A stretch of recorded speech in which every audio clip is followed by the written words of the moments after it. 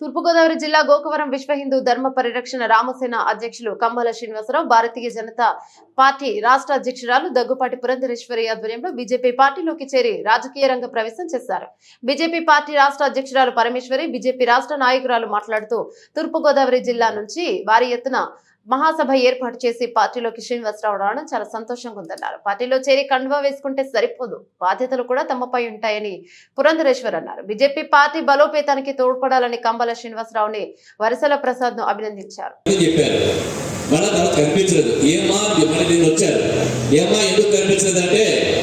నేను almost MLA అభ్యర్థులు కాబట్టి తిరుగుతున్నానని చాలా బిజీగా ఉన్నానని చెప్పారు. వారి భారతీయ జనతా పార్టీ చాలా సపోర్ట్ వారు. ధన్యవాదాలు. అధ్యక్షుడిగా 2022లో ఈ సంస్థని అమ్మవారి కరుణా కటాక్షాలతో దేవి చౌక్లో స్టార్ట్ చేయడం జరిగింది. ఈ ప్రాంతం మీకు అందరికీ తెలిసిందే, మీడియా వాళ్ళు ఉన్నారు కాబట్టి మళ్ళీ ఒకసారి చెప్తున్నాను. ఈ ప్రాంతం ఆంధ్రప్రదేశ్లో తూర్పుగోదావరి జిల్లా రాజమండ్రి దగ్గరికి 33 కిలోమీటర్ల దూరంలో ఉంది గోకవరం. నేను ఇక్కడే పుట్టి పెరిగాను.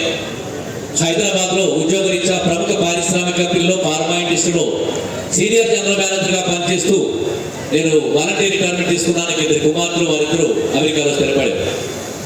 భారతదేశంలో జరుగుతున్న రాజకీయ పరిస్థితులు, భారతదేశంలో అన్ని మతాల వాళ్ళు, కులాల వాళ్ళు అన్నదమ్ములా బ్రతుకుతుంటే కొంతమంది విదేశస్తులు మన భారతదేశం యొక్క ఔన్నత్యాన్ని, విశిష్టతని, గొప్పతనాన్ని పాడు చేయడానికి ఎన్నో సంఘ విద్రోహ శక్తులు చేస్తూ మన మధ్య చిచ్చు పెట్టి మతం అంటే జీవన విధానం.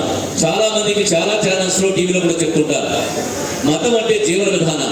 కానీ అంటే మనం ఎలా బ్రతుకుతున్నాం, మన కట్టు బొట్టు నడవడిక, మన సాంప్రదాయాలు, దీన్ని మతం అంటారు.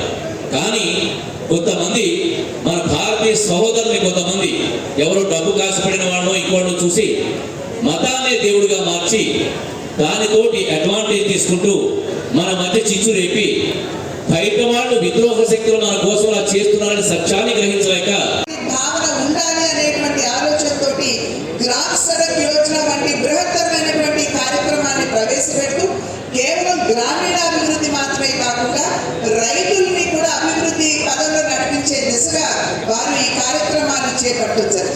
అదేవిధంగా దేశంలో ఉన్నటువంటి బిడ్డలు ప్రమాణాలతో కూడినటువంటి ఉచిత విద్యని సర్వశిక్ష అభియాన్ మాధ్యమంగా అందించినటువంటి ఘనత కూడా వాజ్పేయి గారిపై దక్కుతుంది అని చెప్పి మనం అందరం కూడా గమనించాలి. అదేవిధంగా టెలికమ్యూనికేషన్స్ ఇవాళ మనం చాలా గొప్పగా చెప్పుకుంటున్నాం. డిజిటల్ ఇండియా గురించి మనం మాట్లాడుకుంటున్నాం. అనేక సందర్భాల్లో విదేశాల నుండి వచ్చినటువంటి వారు కూడా మన దేశంలో ఉన్నటువంటి పేటెంట్ కావచ్చు, రూపే కావచ్చు, వాటన్నిటినీ కూడా ఆదర్శంగా తీసుకుని వెళ్తున్నటువంటి సందర్భంలో మనం గుర్తించాల్సినటువంటి విషయం ఈ డిజిటల్ లేదా ఈ టెలికమ్యూనికేషన్ ఎంత అభివృద్ధి చెందడానికి ఆనాడు పునాది వేసినటువంటి వారు అటల్ బిహారీ వాజ్పేయి గారు అని చెప్పి మనం అందరూ కూడా గమనించాలి. ఎందుకంటే రాబోయే కాలంలో వారిరువురు కూడా భారతీయ జనతా పార్టీ బలోపేతానికి ప్రాంతంలో శక్తివంచన లేకుండా కృషి చేస్తూ భారతీయ జనతా పార్టీని ముందుకు తీసుకుని వెళతారు అని చెప్పి భావిస్తూ వారిద్దరికీ కూడా నా అభినందన నేను తెలియజేస్తున్నాను. ఇందాక మాట్లాడుతున్నటువంటి సందర్భంలో సోదరు సోమవీర్రాజు గారు అటల్ బిహారీ వాజ్పేయి గారి గురించి సవివరంగా మనందరికీ కూడా తెలియజేయడం జరిగింది.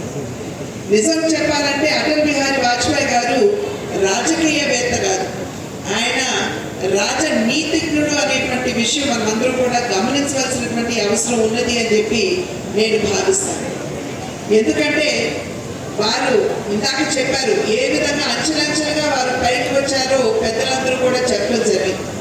అయితే వారి జీవన ప్రస్థానంలో ఎక్కడా కూడా దేశానికి సంబంధించినటువంటి వారికి ఉన్నటువంటి అంకిత భావం, పూజ్య భావం ఎక్కడా కూడా తగ్గకుండా, అదేవిధంగా పార్టీ పట్ల వారికి ఉన్నటువంటి అంకిత భావాన్ని కూడా ఏమాత్రం తగ్గించుకోకుండా ఏ విధంగా కృషి చేశారో మనమందరం కూడా అర్థం చేసుకోవాల్సినటువంటి అవసరం ఉన్నది అని చెప్పి నేను భావిస్తున్నాను.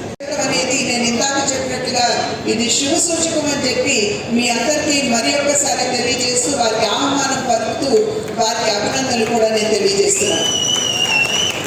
ఈ మధ్య కాలంలోనే భారతీయ జనతా పార్టీ సభ్యత్వ కార్యక్రమాన్ని తీసుకుని ప్రజల వద్దకు వెళ్ళడం జరిగింది. ఎవరి వద్దకు వెళ్ళినా సరే నరేంద్ర మోడీ గారి గురించి తెలియజేస్తూ మీరు భారతీయ జనతా పార్టీలో సభ్యులుగా చేరండి అని చెప్పి అడిగినప్పుడు ఎవరు సంకోచించకుండా వెనకడుగు వేయకుండా భారతీయ జనతా పార్టీ సభ్యులు మేము అవుతామని చెప్పి ముందుకు వచ్చి ఇవాళ సభ్యత్వం స్వీకరించారు అనేటువంటి విషయం మనం గమనించాలి.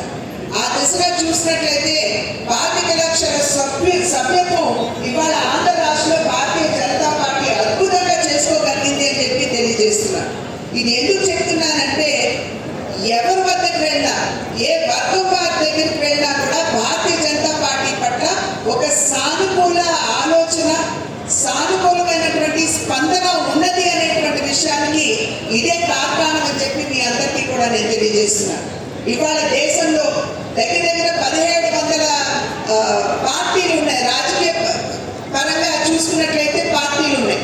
అయితే అన్ని పార్టీల కంటే కూడా భారతీయ జనతా పార్టీ భిన్నమైన పార్టీ అని చెప్పి మేము తెలియజేస్తాం. ఎందుకంటే కార్యకర్తలకి నిజంగా గుర్తింపు ఇచ్చేటువంటి పార్టీ ఇవాళ భారతదేశంలో ఏదైనా ఉన్నది అంటే అది భారతీయ జనతా పార్టీ అని చెప్పి మనమందరం కూడా గమనించాలి.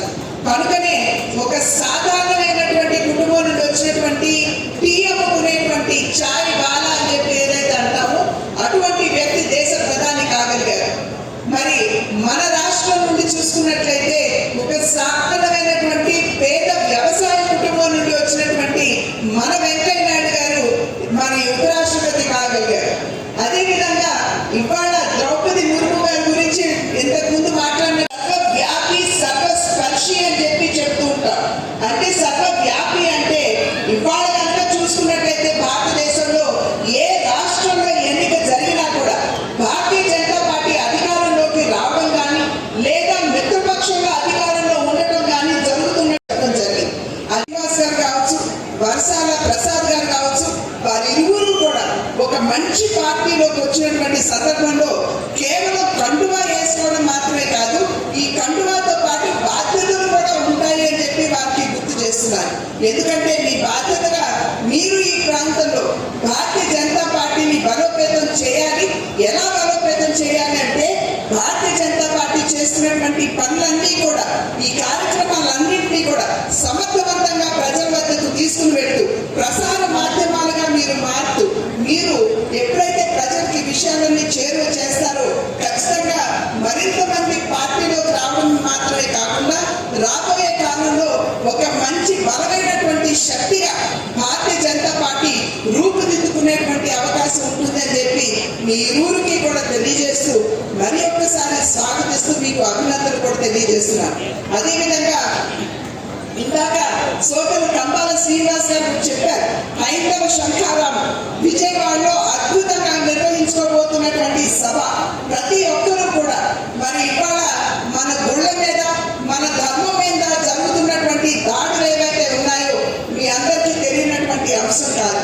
ఇవాళ ఖచ్చితంగా మన హైందవ ధర్మాన్ని, హైందవ ధర్మం అంటే ఇది ధర్మం అంటే జీవన విధానం, ఇది ఒక మతం అని చెప్పి భావించడం అనేది సరికాదు. అటువంటి హైందవ ధర్మాన్ని కాపాడుకుంటూ మన గుళ్ళని కూడా కాపాడుకోవాల్సినటువంటి బాధ్యత మనందరి మీద ఉన్నటువంటి సందర్భంలో మీరందరూ కూడా పెద్ద సంఖ్యలో ఆ హైందవ శంఖారామానికి వచ్చి మన గుళ్ళ పట్ల, మన హైందవ సంస్కృతి పట్ల మనకున్నటువంటి గౌరవాన్ని చాటుకోవాలి అని చెప్పి అభ్యర్థిస్తూ మరి ఒక్కసారి సోదరులిద్దరినీ కూడా అభినందిస్తూ సెలవు తీసుకున్నాను. జై హింద్, నమస్కారం. అభ్యర్థన ఒక్కసారి నిజంగా బాబాసాహెబ్ అంబేద్కర్ గారిని ఎవరు గౌరవించారు అనేటువంటి అంశాన్ని మీరందరూ కూడా తరచి చూడాలి అని చెప్పి నేను చేస్తున్నటువంటి అభ్యర్థన.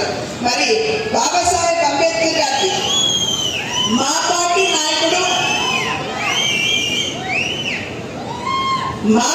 నాయకుడు మావాడు అని చెప్పుకున్నటువంటి కాంగ్రెస్ పార్టీ మనకి స్వాతంత్రం లభించి 75 సంవత్సరాల కాలంలో 60-65 సంవత్సరాల కాలం వారే అధికారంలో ఉన్న బాబాసాహెబ్ అంబేద్కర్ గారికి భారత రత్న ఇచ్చేటువంటి కార్యక్రమం వారు ఎప్పుడు చేయలేదు.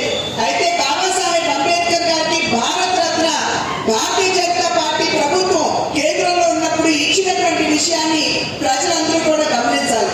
అదేవిధంగా బాబాసాహెబ్ అంబేద్కర్ గారు వారు ప్రవేశపెట్టినటువంటి హిందూ కోడ్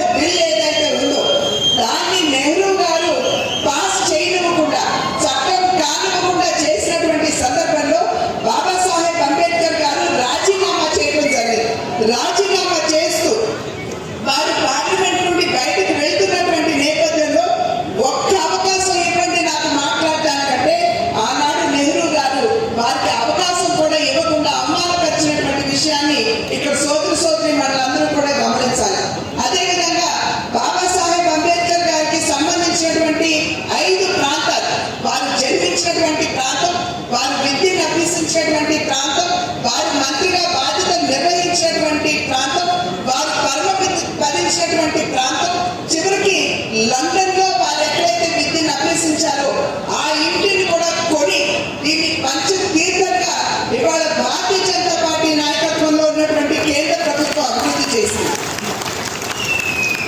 వారు 2 పర్యాయాలు ఎప్పుడైతే పార్లమెంట్ నుండి రాజీనామా చేశారో బాబాసాహెబ్ అంబేద్కర్ గారు 2 పర్యాయాలు పోటీ చేస్తే 2 పర్యాయాలు కూడా ఎదుట ఒక క్యాండిడేట్ ని నిలబెట్టి ఆయన్ని ఓడించినటువంటి ఘనత కూడా కాంగ్రెస్ పార్టీకే దక్కుతుంది. ఇవాళ నిజంగా నేను చెప్తున్నాను ప్రజలందరికీ, ఒక్కసారి మీరు ఆలోచించండి. బాబాసాహెబ్ అంబేద్కర్ గారు వారు నిజంగా మాకు స్ఫూర్తి ప్రదాత అని చెప్పి నరేంద్ర మోడీ గారు అనేక సందర్భాల్లో చెప్పారు. అది మాత్రమే కాకుండా నేను ఈ స్థాయికి ఎదిగాను అని అంటే అది రాజ్యాంగంలో బాబాసాహెబ్ అంబేద్కర్ గారు ఇచ్చినటువంటి రిజర్వేషన్ల వలనే నేను ఈ స్థాయికి ఎదిగానని చెప్పి నరేంద్ర మోడీ గారు స్వయంగా చెప్పడం జరిగింది. కనుక బాబాసాహెబ్ అంబేద్కర్ గారు ఎప్పుడు మాకు స్ఫూర్తి ప్రదాతేనని చెప్పి మీ అందరికీ కూడా నేను తెలియజేస్తున్నాను. అదేవిధంగా బీసీ కులాల్లో ఉన్నటువంటి బిడ్డలు ఎస్సీ ఎస్టీ కమిషన్ కి చట్టబద్ధత ఉంది. ఆ కులాల్లో ఉన్నటువంటి బిడ్డలకు అన్యాయం జరిగితే వారు ఎస్సీ ఎస్టీ కమిషన్ కు వెళ్ళి న్యాయం చేయించుకునేటువంటి అవకాశం ఉంది. కానీ బీసీ కులాల్లో ఉన్నటువంటి బిడ్డలకు అవకాశం లేదు. ఎందుకంటే బీసీ కమిషన్ కి చట్టబద్ధత లేదు కాబట్టి. కానీ నరేంద్ర మోడీ గారు స్వయంగా ఒక బీసీ కులం నుండి దాంట్లో కులం నుండి వచ్చినటువంటి సోదరుడుగా ఆ కులంలో ఉన్నటువంటి వారు పడుతున్నటువంటి ఇబ్బందులు వారి సమస్యలు ఎదిగినటువంటి వ్యక్తిగా బీసీ కమిషన్ కి